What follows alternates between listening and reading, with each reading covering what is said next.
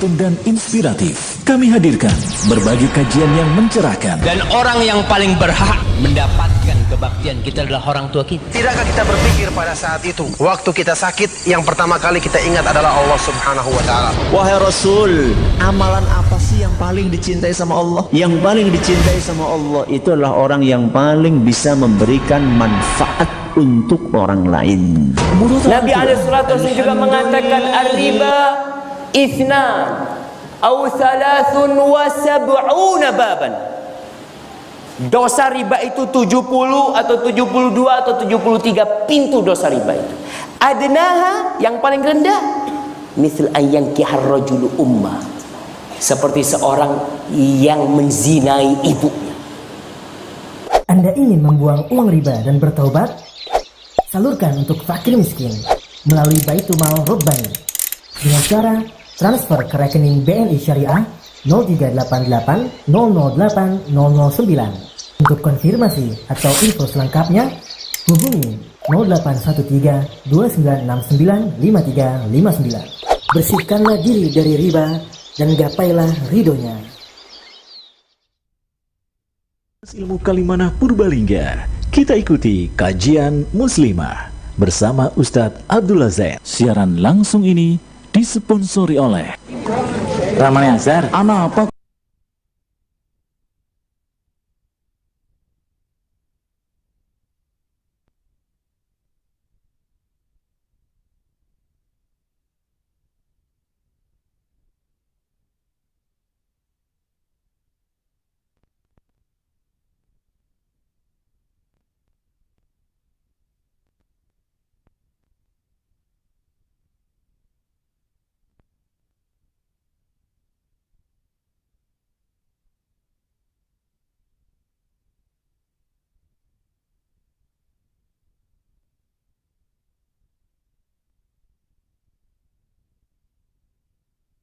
Kak mulai jam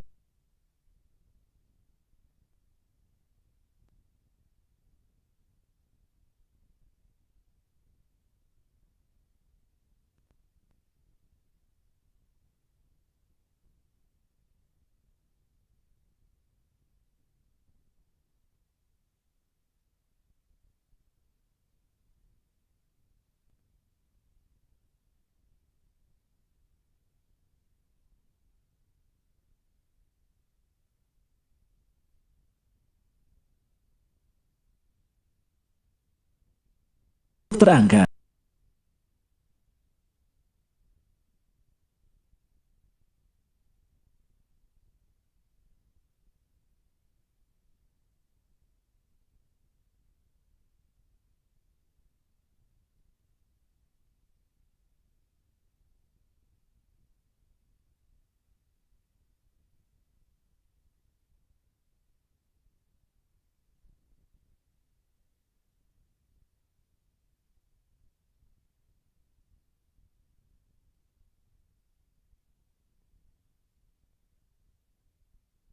Katakan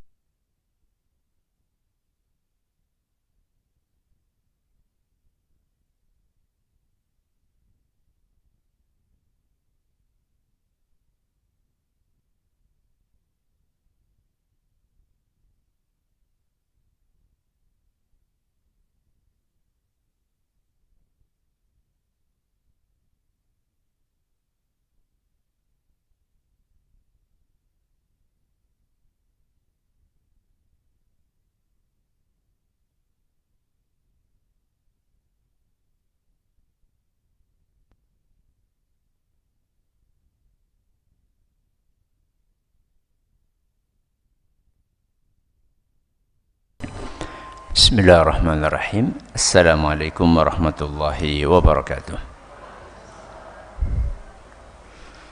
Alhamdulillahi rabbil alamin. Wabihi nasta'inu ala umuri dunya waddin.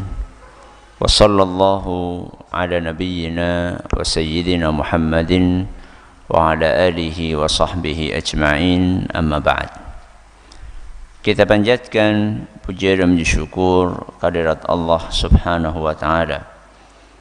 Pada kesempatan pagi menjelang siang yang berbahagia kali ini, tanggal 15 Safar 1441 Hijriah atau yang bertepatan dengan tanggal 14 Oktober 2019. Kita masih kembali diberi kekuatan, kesehatan, hidayah serta taufik dari Allah Jalla wa'ala, sehingga kita bisa kembali menghadiri pengajian rutin Senin pagi di Pondok Pesantren Tunas Ilmu di Desa Kedungwuluh Purbalingga ini. Kita berharap semoga Allah Azza wa Jalla berkenan untuk melimpahkan kepada kita semuanya ilmu yang bermanfaat, sehingga bisa kita amalkan sebagai bekal untuk menghadap kepada Allah Jalla wa'ala. Allahumma amin. Salawat dan salam semoga senantiasa tercurahkan kepada junjungan kita Nabi Agung Muhammad sallallahu alaihi wasallam, kepada keluarganya, sahabatnya, dan umatnya yang setia mengikuti tuntunannya hingga di akhir nanti. Para hadirin dan hadirat sekalian yang kami hormati, dan juga segenap pendengar serta pemirsa yang mudah-mudahan senantiasa dirahmati oleh Allah Azza wa Jalla. Hari ini kita akan melanjutkan kajian kita fikih pendidikan anak, memasuki serial nomor 140, mengangkat tema menjadi pendengar yang baik. Menjadi pendengar yang baik. Sebelum kita berpanjang lebar, Allah Subhanahu wa ta'ala memberikan kita manusia berbagai organ tubuh, berbagai alat untuk mencerna apa yang ada di sekeliling kita. Allah memberi kita mata untuk melihat. Allah memberi kita telinga untuk mendengar. Allah memberi kita otak untuk berpikir. Allah memberi kita hati untuk mencerna, merasakan. Allah memberi kita mulut untuk berbicara. Ya. Allah Subhanahu wa ta'ala berikan kepada kita sekian banyak organ tubuh, itu pasti ada tujuannya. Bahkan mulai dari jumlahnya pun pasti ada tujuannya. Coba sekarang panjenengan perhatikan, mulut kita jumlahnya berapa? Berapa? 1. Telinga kita 2. Ada maksudnya atau tidak? Ada maksudnya atau tidak jumlah telinga lebih banyak daripada jumlah mulut? Ada maksudnya atau tidak? Ada. Napa maksudnya? Napa maksudnya? Kalau telinganya 2, mulutnya 1, itu artinya apa? Artinya harus lebih banyak mendengar dibandingkan berbicara. Kenyataannya gimana? Kewalik. Lebih banyak berbicara daripada mendengar. Berarti engkau gue kupingnya siji bae. Ya. Mulutnya yang ditambah. Ya. Masya Allah. Maka kita harus memahami kenapa Allah menciptakan telinga jumlahnya 2, kenapa Allah menciptakan mulut jumlahnya 1, kenapa Allah menciptakan mata jumlahnya 2. Itu semua adalah agar kita bisa memanfaatkan sebaik mungkin. Nah, telinga ya, itu adalah salah satu organ tubuh yang selalu bekerja, yang selalu aktif setiap saat.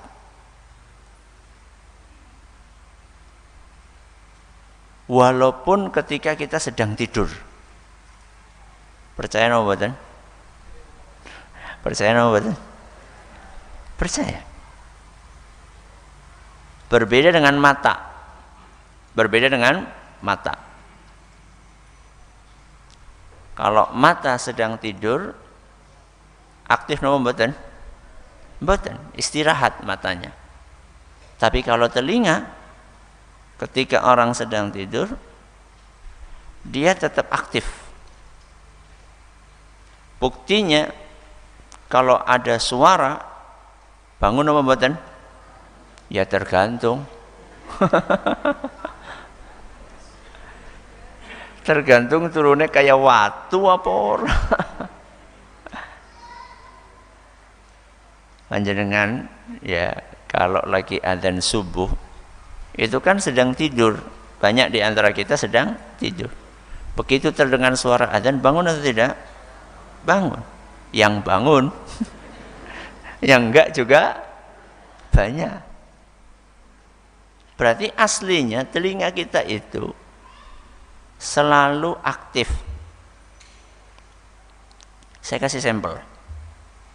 Panjenengan pernah enggak naik kereta? Pernah.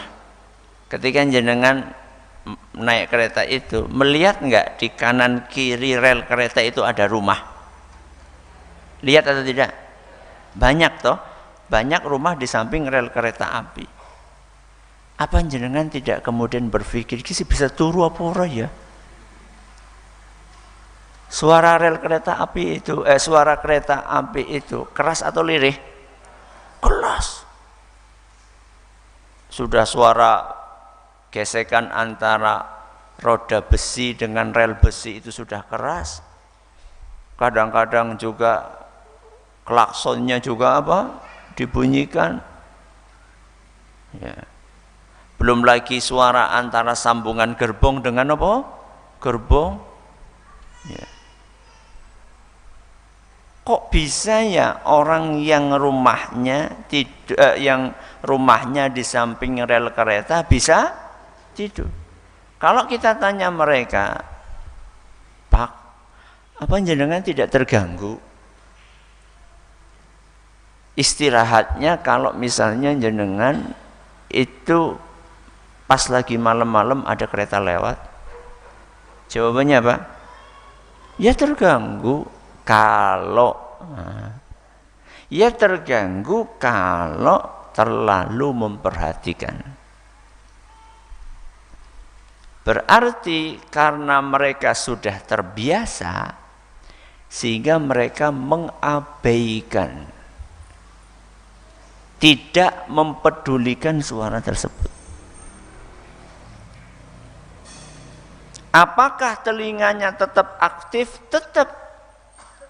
Akan tetapi sinyal yang dikirim oleh telinga ke otak sama otak itu diabaikan. Jadi ketika telinga mengirim suara ke otak, itu otak nanti yang membeda-bedakan, oh ini perlu diperhatikan, yang ini diabaikan. Mereka yang sudah puluhan tahun tinggal di pinggir rel kereta, otaknya itu sudah tersetting suara kereta diapakan? Diabaikan. Tapi ajaibnya Pak Bu, kalau mereka rumahnya itu ada pintu rel, pintu dorong, pintu besi dorong. Kalau digeser bunyi atau tidak? Bunyi. Itu kalau malam-malam mereka tidur, pintu depan rumahnya digeser, mereka bisa apa? Bangun. Saya tanya, keras mana suaranya? Antara suara pintu dorong dengan suara kereta, keras mana? Ya suara kereta. Kenapa ketika dengar suara kereta mereka tidak terbangun, tapi begitu dengar suara pintu dorong digeser, mereka bangun. Kenapa bangun? Bukan maling. Karena jarang. Malam-malam jam 1 malam kok ada yang buka pintu. Apa maning mak? Klotak-klotak. Loh gitu, jangan-jangan. Karena otaknya itu merespon suara tersebut. Merespon sinyal yang dikirimkan oleh telinga ke otak tersebut. Contoh yang lain. Panjenengan yang punya bayi. Panjenengan yang punya bayi. Kalau lagi tidur terus mamas-mamasnya pada ribut, jenengan apakan? Jenengan apakan? Kon meneng, Mbok. Betul atau tidak? Betul. Aja ribut, Mbok. Mbok, tangi. Rata-rata dari kita seperti itu. Ya. Sehingga selama kita masih punya bayi, anak-anak kita yang kakak-kakaknya itu kehilangan apa? Kehilangan kebebasan untuk berekspresi. Padahal sebenarnya ketika bayi kita terbiasa dengan celotehan kakaknya, maka dia nggak akan terganggu. Tidur ya tetap tidur aja karena terbiasa. Ya. Bayi yang tinggal di rumah samping rel kereta api bisa tidur nggak? Bisa. Ketawanya, candanya kakaknya dengan suara kereta yang lewat, keras mana? Suara kereta. Ya. Berbagai contoh ini membuktikan bahwa telinga kita itu setiap saat aktif. Dia akan mengirim sinyal-sinyal suara ke otak, cuman otak ada yang direspon sama otak tersebut dan ada yang diabaikan. Nah, apa hubungannya dengan menjadi pendengar yang baik? Banyak di antara kita seakan-akan mendengarkan anak kita, seakan-akan mendengarkan omongan anak kita, padahal sebenarnya tidak mendengarkan. Alias ketika anak kita bicara, kemudian kita berada di hadapan anak kita, seakan-akan kita kayak mendengarkan anak kita. Suaranya masuk ke telinga kita, terus sinyalnya dikirim ke otak, tapi sama otak diabaikan. Alias mendengar tapi tidak mendengar. Allah Subhanahu wa taala mengingatkan dalam Al-Qur'an, "Wala takunu kalladzina qalu sami'na wa hum la yasma'un." Janganlah kalian menjadi seperti orang-orang yang berkata kami mendengar, padahal sebenarnya mereka tidak mendengar. Al-Quran surat Al-Anfal ayat 21. Orang tua ada yang menjadi pendengar baik, ada yang menjadi pendengar, apa kebalikannya baik? Pendengar buruk. Ada yang dia memposisikan diri sebagai pendengar baik buat anaknya, ada yang memposisikan dirinya sebagai pendengar buruk buat anak-anaknya. Pendengar yang baik itu bagaimana? Yang benar-benar mendengar. Kalau pendengar yang buruk pura-pura mendengar padahal dia tidak mendengar. Bukan masalah yang satunya itu tunarungu, bukan. Dia bukan tunarungu. Pendengar buruk itu dia bukan tunarungu. Dia bisa mendengar, akan tetapi dia mendengarnya buruk. Kenapa buruk? Karena ketika anaknya ngomong, otaknya malah melanglang buana. Napa melanglang buana? Orang gak tekaken. Sehingga anaknya cerita panjang lebar. Sudah panjang lebar nih, mulutnya sampai berbusa-busa. Wis rampung terus, kamu sih ngomong apa? Astagfirullah.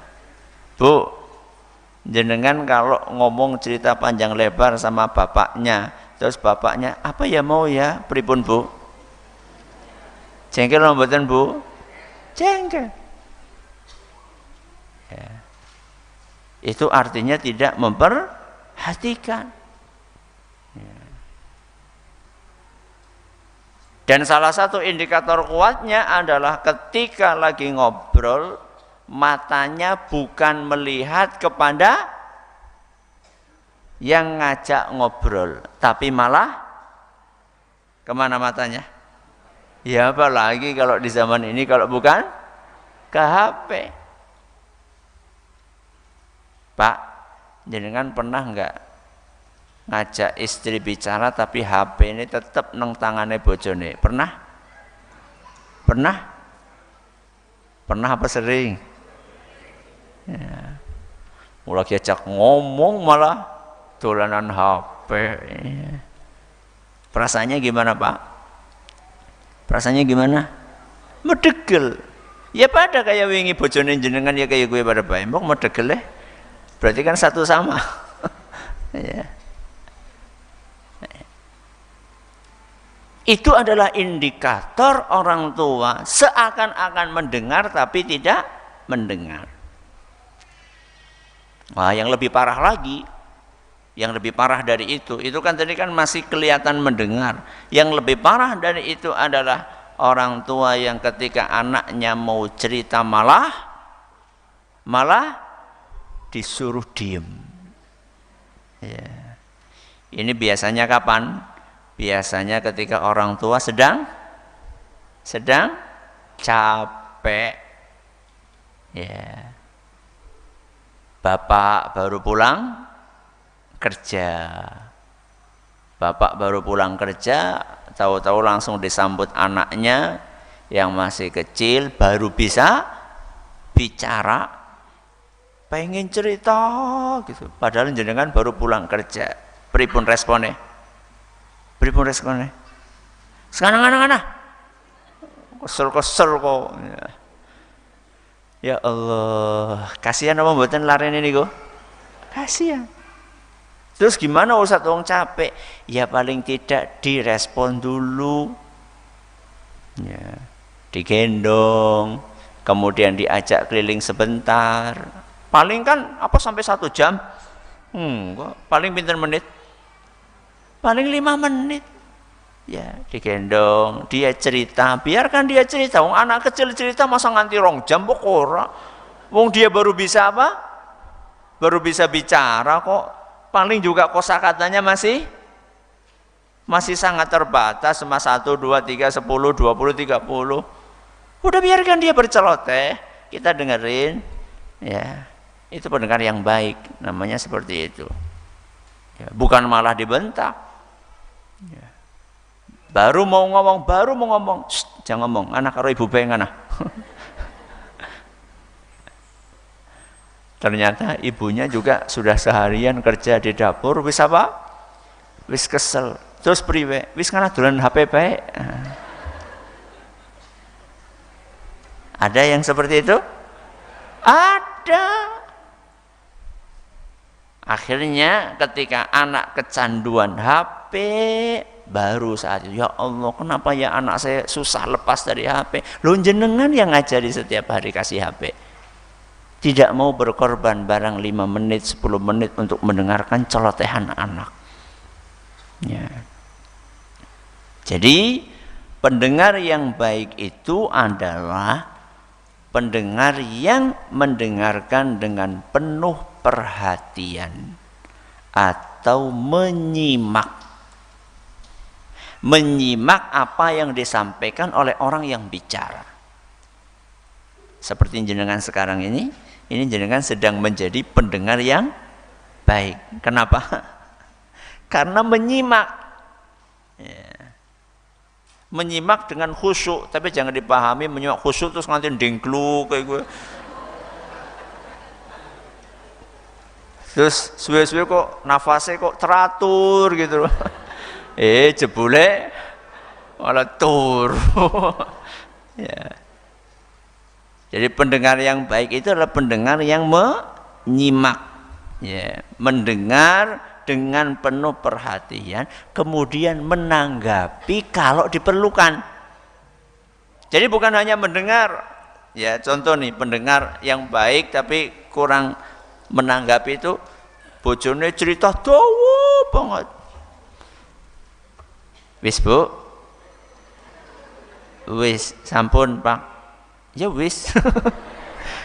Ya Allah, kan pengennya istri setelah cerita panjang jenengan memberikan apa komentar apa misalnya istri cerita pakai kulkas wis ora adem, ya. Kemudian mesin cuci sering rusak. Cerita seluruh cerita. Wis Bu, sampun. Ya wis. Kan gak enak banget. Direspon kayak apa sedikit apa gitu. Ya. Minimal ya sabar ya Bu, sabar. Itu kan sudah Masya Allah gitu loh. Tetangga kita Bu ada yang malah nggak punya kulkas, atau insya Allah Bu nanti di akhir bulan di awal bulan kalau ada rezeki insya Allah kita perbaiki satu-satu. Itu kan mandan apa? Mandan bombong titik ya. Itu pendengar yang baik. Dan itulah yang dilakukan oleh Nabi kita Muhammad sallallahu alaihi wasallam. Beliau itu Nabi kita SAW pernah diskusi sama seorang namanya Utbah. Sinten namanya? Utbah. Nama lengkapnya Utbah bin Rabi'ah. Jadi terjadi obrolan antara Nabi kita Muhammad SAW dengan seorang namanya siapa tadi? Utbah bin Rabi'ah. Itu subhanallah, Nabi kita SAW itu ketika Utbah lagi ngomong, menyimak, gak pernah memutus ucapan, memotong pembicaraan gak pernah, disimak terus sama Nabi SAW. Baru setelah selesai Utbah bicara, baru Nabi SAW meminta izin untuk berkomentar. Itu diceritakan dalam kitab Sirah Ibnu Ishaq. Hatta idza faragha anhu wa Rasulullah sallallahu alaihi wasallam yastami'u minhu. Rasulullah SAW terus menyimak omongannya Utbah sampai selesai. Sampai napa? Selesai. Setelah selesai, faqala Rasulullah SAW, afaraghta ya Abul Walid. Setelah selesai, baru kemudian Nabi SAW pun bertanya, apakah engkau sudah rampung? Rampung goleng apa? Goleng ngomong. Ya. Nabi SAW masih memberi kesempatan, kalau kamu mau ngomong lagi silakan ngomong lagi. Kamu sudah selesai belum? Kalau sudah selesai, maka ditanya sama Nabi, gimana sudah selesai atau belum? Qala na'am. Maka Utbah pun mengatakan, ya sudah. Baru kemudian Nabi SAW bersabda, fasma' minni. Kalau kayak gitu gantian ya. Sekarang saya yang ngomong, kamu yang mendengarkan. Faqala af'al, ya siap wahai Rasul, kata Utbah. Itulah yang namanya obrolan yang berkualitas. Obrolan yang berkualitas itu adalah semuanya diberi kesempatan untuk berbicara. Dan ketika lawannya berbicara, kita mendengar. Itu namanya obrolan yang berkualitas. Dan itu dicontohkan sama Nabi SAW. Jadi pendengar yang baik itulah pendengar yang memperhatikan, yang menyimak. Kemudian pendengar yang baik itu adalah pendengar yang mendengar dengan empati. Kenapa? Dengan empati. Empati itu apa Ustadz? Empati itu adalah jenengan memposisikan diri seperti si pembicara. Memposisikan diri seperti si pembicara.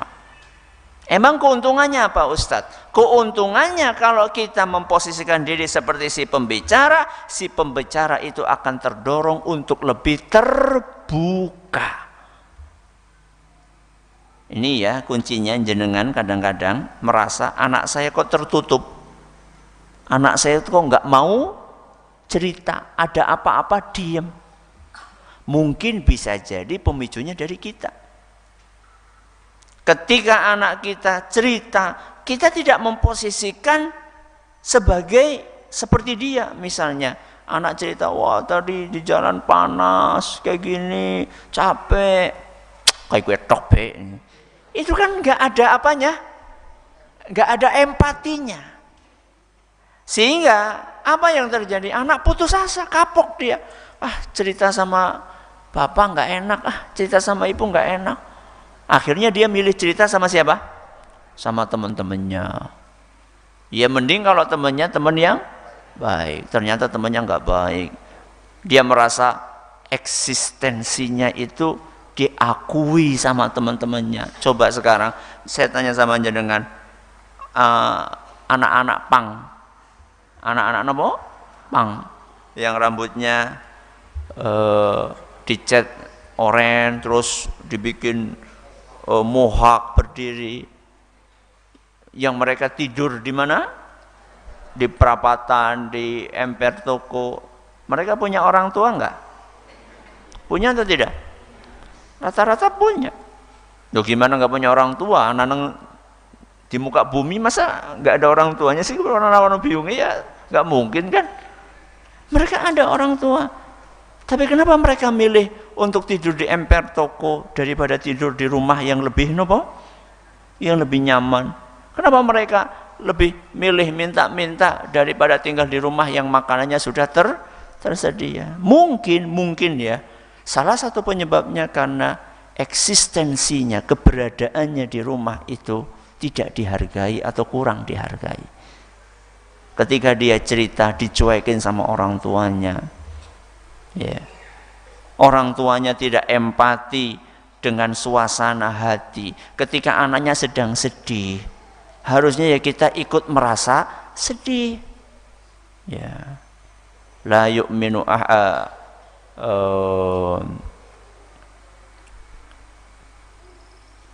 kaum mukminin itu matsalul mukminina fi tawadihim wa tarahumihim wa ta'atufihim matsalul jasadil wahid. Perumpamaan kaum mukminin dalam masalah kepedulian, dalam masalah kasih sayang itu seperti satu tubuh. Idza ishtaka minhu tada'a lahu idza ishtaka minhu 'udwun tada'a lahu sa'irul jasadi bis-sahri wal humma. Kalau salah satu dari anggota tubuh itu terasa sakit, maka seluruh anggota tubuhnya akan berempati.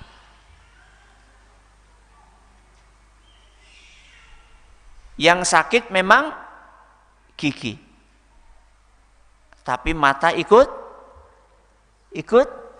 nangis, tangan ikut ngapa Ki? Tangannya ngapa? Ngelus-ngelus, betul? Ngelus-ngelus. Sikil jujuk-jujuk sih, ngapa jujuk-jujuk? Sikil, kaki berjalan menuju dokter. Ya. Semuanya berempati. Walaupun yang sakit cuma gigi. Ya. Yang sakit cuma gigi, tapi seluruh anggota tubuh empati. Itulah seharusnya sikap seorang muslim kepada muslim yang lainnya.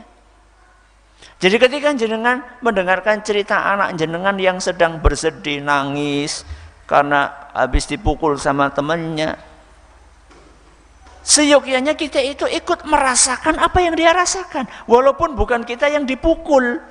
Yang dipukul siapa? Anak kita. Sehingga kalau misalnya kita menyikapi anak kita saat ngobrol dengan empati yang sedemikian besar, anak kita itu akan lebih terbuka. Ada masalah besok-besoknya cerita sama orang tuanya. Ya. Ini pendengar yang baik, empati. Pendengar yang baik juga adalah pendengar yang aktif. Kenapa? Pendengar yang aktif. Apa itu pendengar yang aktif? Pendengar yang aktif itulah pendengar yang menggunakan cara-cara efektif yang membuat si pembicara tahu bahwa dia sedang didengarkan. Contoh, kalau kita menjadi pendengar yang aktif itu, anak kita ngomong, mata kita itu melihat. Melihat kepada siapa? Melihat kepada yang bicara, anak kita. Itu namanya aktif. Melihat pun juga betul-betul melihat. Ada sebagian orang melihat tapi tembus. Ya contoh kayak gini nih, belum tentu jenengan semua itu betul-betul melihat. Kadang-kadang tembus mengpasar, ana sing tembus mengendi? Mengumah, walaupun mata jenengan itu melihat. Enggak, bukan itu, tapi melihat betul-betul menyimak. Ya. Sehingga yang orang yang diajak bicara atau orang yang berbicara itu merasa bahwa kita yang diajak bicara itu betul-betul memperhatikan dia. Ya. Kemudian bahasa tubuh, ya, ketika dia nangis, tangan kita aktif untuk apa? Untuk mengusap air matanya, itu namanya aktif. Ya. Ketika dia bersedih, tangan kita mengusap kepalanya, ya, kita elus-elus, kita rangkul, itu namanya aktif. Orang ngobrol aktif itu seperti itu. Ya. Kemudian kita mengulang apa yang dia ucapkan, dia cerita, oh iya, siapa dari Pak gurunya? Oh, si Anu ya. Ya. Oh, bukannya itu yang teman kamu yang dulu pernah datang ke sini. Itu berarti kan merespon. Ya. Itu namanya aktif. Ya.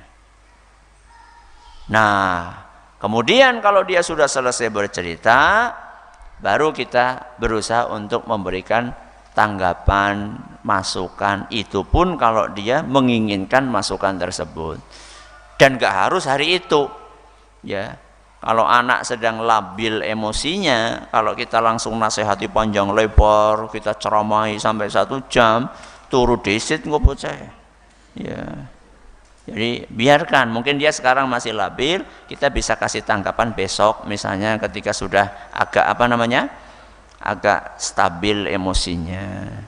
Inilah latihan untuk menjadi pendengar yang baik. Mudah-mudahan kita semuanya bisa mengambil pelajaran dan bisa kita praktekkan dalam kehidupan kita sehari-hari, sehingga kita betul-betul menjadi orang tua yang nyaman buat anak-anak kita. Wallahu a'lam bishawab. Silakan, masih ada waktu untuk tanya jawab. Baik Ustadz, terima kasih atas nasihatnya disampaikan pada kesempatan pagi menjelang siang yang berbahagia kali ini. Berkenan dengan serial Fikih Pendidikan Anak di nomor 140 dengan tema menjadi pendengar baik. Dan kami ajak kembali bagi para pendengar yang ingin bersalja, bisa Anda kirimkan pertanyaan Anda, bisa melalui pesan singkat maupun pesan WhatsApp di nomor 085 600 100 880. Baik Ustadz, kita akan langsung bacakan beberapa pertanyaan yang sudah masuk dari pendengar Radio Fika Insani. Yang pertama datang dari Ibu Tarti. Assalamualaikum Ustadz. Waalaikumsalam warahmatullahi wabarakatuh. Ustadz, saya selalu kerepotan menghadapi anak yang selalu super cari perhatiannya. Anak saya baru berumur 9 tahun, yang terkadang bikin saya menjadi jengkel. Dia selalu nimbrung ngomong sendiri ataupun ngomong bersama orang di sekitarnya. Dan bila saya sedang mengobrol dengan tamu, selalu saja ada yang ditanyakan. Bagaimana Ustadz saya menghadapi anak semacam ini? Seingat saya selalu mendengarkan setiap anak saya untuk curhat, tapi yang sebenarnya selalu mengganggu bila ada tamu yang datang. Bagaimana menanggapinya Ustadz? Mohon nasihatnya. Syukran. Ibu ini atau bapak ini sedang merasa kewalahan dengan anaknya yang mungkin bahasanya cerewet, ya. Seneng apa? Ngomong, ya. Suka caper, cari nopo perhatian. Bahkan ketika ada tamu pun karepe ikut nimbrung aja. Itu bagaimana Ustaz? Subhanallah. Sekarang ingat kembali apa yang sudah kita pelajari pada beberapa pertemuan yang lalu, yaitu melatih diri berpikir napa coba? Positif napa negatif? Berpikir positif. Ini kan sudah berapa episode kita sampaikan. Fokus terhadap hal-hal positif, bukan hal-hal negatif. Cerewet itu bagus apa jelek?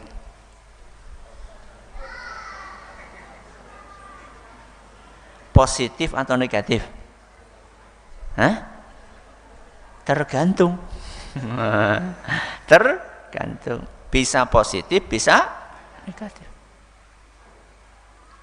Dan manusia itu punya potensi positif dan punya potensi negatif. Ketika anak kita dilahirkan ke muka bumi ini punya karakter cerewet. Punya karakter apa? Cerewet. Itu berarti dia bisa berpotensi cerewet positif atau berpotensi cerewet negatif. Terus tugasnya orang tua apa? Apa tugasnya orang tua? Mengarahkan agar cerewetnya itu positif. Seharusnya jenengan itu berbahagia ketika anak jenengan pinter ngomong. Tinggal diarahkan ngomongnya yang baik. Bagaimana Ustadz? Diajarin ceramah. Diajarin apa? Ceramah. Coba saya tanya sama jenengan. Kalau misalnya Ustadz atau mubalik itu pendiam kepriwe jajal. Lagi pengajian, Assalamualaikum Waalaikumsalam. Judul pengajian kita hari ini menjadi pendengar yang baik. Ibu-ibu sudah menjadi pendengar baik? Sudah ya. Assalamualaikum warahmatullahi wabarakatuh. Priwe jajal. Maka yang menjadi penceramah ya harus modal banyak bicara, tapi bicaranya yang terarah. Nah itu tugasnya orang tua. Jadi harusnya Anda itu menjadikan potensi yang dimiliki oleh anak Anda itu terarah kepada yang positif. Itu tugasnya orang tua. Ya, diajari. Kalau memang jenengan tidak bisa, karena jenengan bukan ustadz, ya tidak bisa untuk berceramah, maka ambilin videonya Ustadz Anu. Kemudian anak suruh dengerin. Coba nak, kamu dengerin nih ceramahnya Ustadz Anu. Diulang. Setelah selesai, coba kamu tirukan isinya tadi. Nggak usah yang 1 jam. Cukup yang berapa?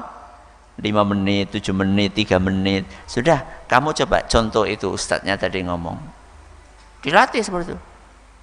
Wah, Masya Allah, mirip kamu loh. Kalau begitu kan anak gimana?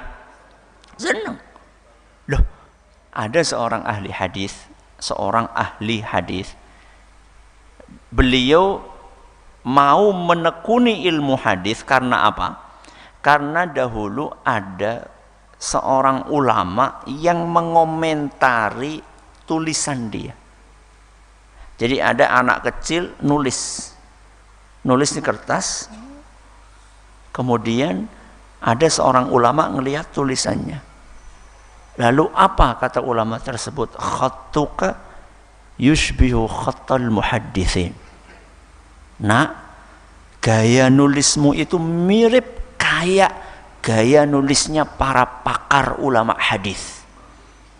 Digitu kan? Langsung apa? Mumbul. Langsung dia setelah itu dia terus menekuni hadis sampai menjadi betul-betul pakar hadis. Jadi ketika anak kita latihan ceramah, kemudian dia walaupun mungkin di sana sini ada apa? Ada kekurangannya, dipuji. Masya Allah, calon ustadz kamu itu. Ya. aja wis ping 10 sik kowe bae. Wis ora bakat. La ilaha illallah. Ya. Itu namanya orang tua yang berpikiran negatif. Terus bagaimana kalau dia cerewet ketika ada tamu? Ya, ketika ada tamu. Lagi ngobrol dengan tamu, tahu-tahu dia datang nimbrung gitu. Sabar. Kuncinya apa? Sabar. Ya, dia ngomong apa, kita perhatikan, kita jawab. Ya, setelah dia dijawab biasanya dia sudah apa namanya? Sudah los, sudah plong. Ya. Nanti kalau dia sudah plong, kita ngobrol lagi sama siapa? Sama tamu kita. Ya. Kalau dia datang lagi, ya dengerin lagi. Kalau bolak-balik datang, ya dinasehati. Ya. Nah, nanti ya habis bapak selesai, ibu selesai ngobrol sama tamu, nanti kita ngobrol bareng. Ya. Tidak apa-apa disampaikan seperti itu. Toh juga nun sewu, tamu itu biasanya mentolerir atau tidak yang seperti itu? Biasanya tamu mentolerir atau tidak? Mentolerir. Kita ketika jadi tamu di rumah seseorang, di rumah orang lain, kemudian kita tengah-tengah ngobrol, tahu-tahu anaknya si tuan rumah tersebut datang, kemudian mengatakan sesuatu, kita kan juga biasa aja. Tidak ada masalah. Cuman kita saja yang kadang-kadang berlebihan. Ya, kita saja yang kadang-kadang berlebihan. Untuk seakan-akan kayak ingin menghormati tamu tersebut gitu loh. Sehingga anak kita nggak boleh bicara sama sekali, jangan. Ya.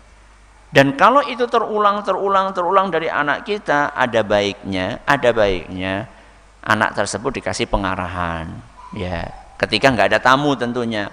Nah, besok-besok kalau misalnya ada tamu, ya sebaiknya kalau tidak mendesak sekali, sebaiknya bapak sama tamu itu dibiarkan bicara dulu sampai selesai. Toh juga waktu tamu itu di rumah ini itu kan tidak lama, paling cuma 1/4 jam, setengah jam, 1 jam. Lah kamu sama abi dan umi, sama bapak dan ibu berapa lama coba?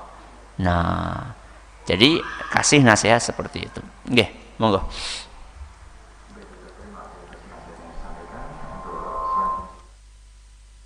Pendengar Radio Roja di Celungsi, silakan.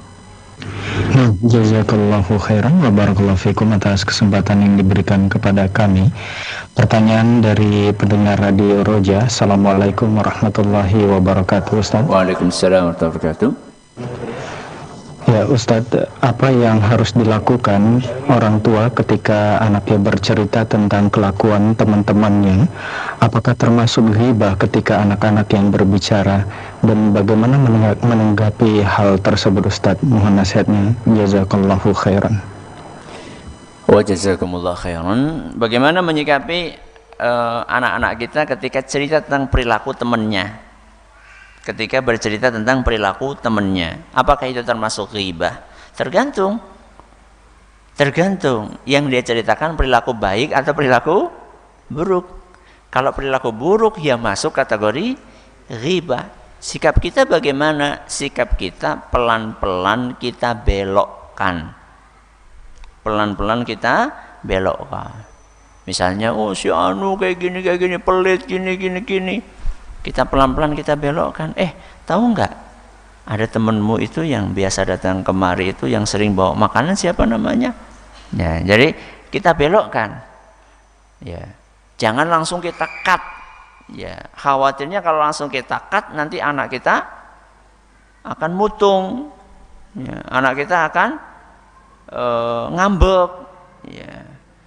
Tapi pelan-pelan kita belokkan. Nanti ketika suasananya sedang nyaman, baru kemudian kita nasihati anak kita. Nah, kamu kemarin itu ngomongin temenmu yang nggak baik itu, kayak gitu, boleh nggak dalam agama kita? Biasanya kalau suasananya sedang mood, itu dia akan, oh ya nggak boleh. Itu namanya apa, nak? Ghibah. Ghibah boleh nggak? Nggak boleh. Berarti besok-besok gimana? Ya. Oh ya enggak lagi. Tapi besoknya ternyata diulang lagi. Ya biasa, wong kita aja sering mengulang-ulang, apalagi anak kita. Ya. Ini yang pertama, ya berusaha membelokkan. Yang kedua, berusaha memperbaiki diri. Karena buah itu kalau jatuh biasanya tidak jauh dari pohonnya. Kalau anak suka menggunjing, bisa jadi karena keturunan dari siapa? Orang tuanya.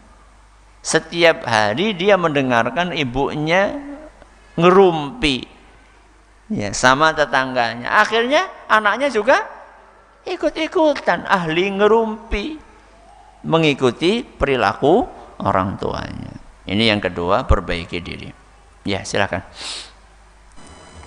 Nah, jazakallahu khairan wa barakallahu fikum Ustaz atas jawaban yang telah disampaikan. Dan pertanyaan kedua masih dari pendengar Radio Roja, dari Ummu Ana di Depok. Assalamualaikum warahmatullahi wabarakatuh Ustaz. Waalaikumsalam warahmatullahi wabarakatuh. Ustadz, anak saya perempuan usia 8 tahun dan saya bingung, anak saya begitu sensitif, mudah tersinggung atau menangis. Walaupun sudah sedemikian rupa kami sebagai orang tua mengatur waktu, akan tetapi selalu salah di matanya.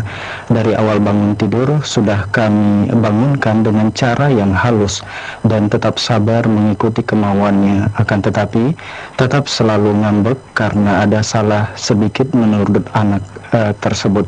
Gimana Ustadz menghadapi yang seperti ini? Syukron. Jawabannya mirip kayak jawaban yang pertama. Ketika anak kita itu perfect, kenapa perfect? Pengennya sempurna, segala sempurna. Itu bagus atau jelek? Bagus atau jelek? Tergantung. Apa? Tergantung. Ya. Bisa berpotensi bagus, bisa berpotensi jelek. Sekarang kita ambil nilai positifnya saja lah. Misal, anak kita itu sensitif, salah dikit dia nangis, ngambek. Ambil nilai positifnya. Apa? Kita menjadi lebih berhati-hati. Bagus atau tidak? Orang tua berhati-hati dalam bicara, bersikap, bagus atau tidak? Bagus. Kita ambil sisi positifnya. Kalau anak sensitif seperti itu, akhirnya kita jadi hati-hati betul dalam berbicara, dalam menegur, dalam menyimak. Saya punya anak nomor 3, itu mirip-mirip gitulah, sensi. Ya. Jadi kalau misalnya dia lagi baca Quran, ya, kemudian saya benerin baca Qurannya, suaranya agak tinggi saja, dia merasa apa? Dimarahi. Dia lagi baca Quran, keliru baca Qurannya, kemudian saya benerin, tapi suara saya agak keras, padahal saya tidak bermaksud untuk memarahi, tapi dia langsung kecentok, marah. Akhirnya ngambek, gak mau baca Quran. Dia merasa sudah capek-capek baca Quran, malah dimarahin. Oh, ini berarti besok saya harus lebih hati-hati. Itu nilai positifnya. Jadi kita lebih berhati-hati untuk menegur dengan suara yang halus. Coba kayak gitu, bagus atau tidak? Bagus, kita berintrospeksi diri, memperbaiki diri. Ya. Tapi bukan berarti kita tidak kasih nasihat dia. Ya. Ketika anak suasananya sedang mood, lagi-lagi ya, kalau mau kasih nasihat itu cari waktu yang anak sedang mood, bombong. Ya. Kalau anak sudah dalam kondisi mood, baru kita sampaikan, nak, di dunia itu tidak ada yang sempurna. Ya. Abah, bapak, abi punya kekurangan. Umi, ibu juga punya kekurangan. Dan jangan lupa, kamu juga punya kekurangan. Sampaikan seperti itu. Kalau boleh dibawakan hadis Nabi SAW, la yafraq mu'minun mu'minah. Tidak boleh seorang mukmin membenci total seorang mukminah, in kariha minha khuluqan radhiya minha akhar. Kalau seandainya menemukan ada kekurangan dalam diri saudaranya, pasti saudaranya itu punya kelebihan. Coba sekarang antara kesalahan Abi Umi dengan jasa kebaikan Abi Umi banyak mana coba? Disuruh dia untuk berpikir. Kalau perlu kasih contoh. Coba hari ini yang nyiapin baju kamu siapa, yang nyiapin makan kamu siapa, yang bersihin tempat tidur kamu siapa, yang ini siapa, yang tadi Umi cuma salah satu saja. Coba kamu timbang-timbang mana yang lebih banyak. Tetap ada nasihatnya, tapi mencari waktu yang pas. Mudah-mudahan bermanfaat. Terima kasih atas perhatiannya. Menonton segala kurangnya kita tutup dengan membaca Subhanakallahumma wa bihamdika asyhadu an la ilaha illa anta astaghfiruka wa atubu ilaik. Assalamualaikum warahmatullahi wabarakatuh.